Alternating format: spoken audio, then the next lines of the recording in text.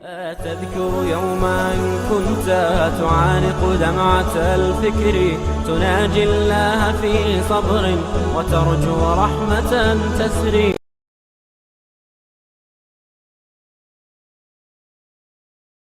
یہ لوگوں نے بنا رکھے ہیں بس. جو بیوی اپنے خاوند کی نافرمانی کرتی ہو دعا کرے وہ بڑی سخت وعید ہے. حضور نے فرمایا اسے 70,000 اللہ کا فرشتہ لعنت کرتا ہے. توبہ کرو، استغفار کرو، اور اگر بالکل تمہاری نہیں بنتی طلاق لے لو.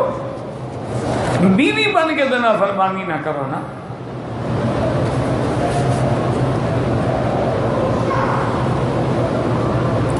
خاوند اپنی بیوی کو نماز کے لیے کہتا ہے، وہ نماز نہیں پڑھتی، ایسی بیوی کو گھر سے نکال دو.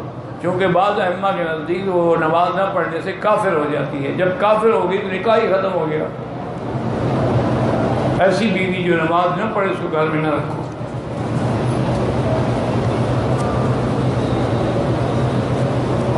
اگر دونوں ہی نہ پڑھتے ہوں تو پھر تو دونوں ہی کافر ہو گئے. چھٹی.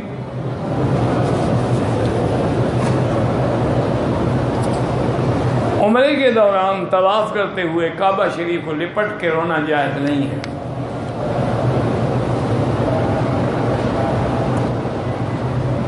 اگر والد مرنے کے وقت میں وصیت کرے کسی بیٹے کو زیادہ دے کسی کو کم، یہ بالکل ناجائز ہے. وہ جو اللہ نے حصہ مقرر کیا اس کے مطابق، شریعت کے مطابق اس کی میراث تقسیم ہوگی.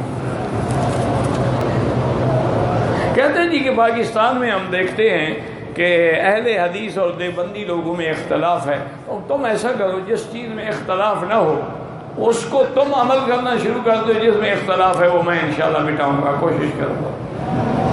کسی نے اہل حدیث یا دیوبندی نے کہا نماز نہ پڑھا کرو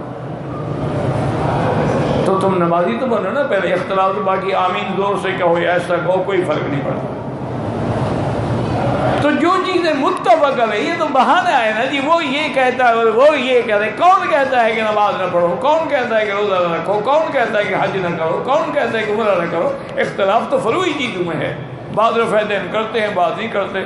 بعض آمین زور سے کہتے ہیں، آہستہ کہتے ہیں. یہ تو فروعی چیزیں ہیں، ان کے اختلاف تو کچھ بھی نہیں ہے. آج تک کسی حدیث یا دیوبندی نے کہا ہے کہ مغرب کی نماز 4 رکعت پڑھا کرو. کس میں اختلاف؟ اصول میں تو کوئی اختلاف نہیں ہے.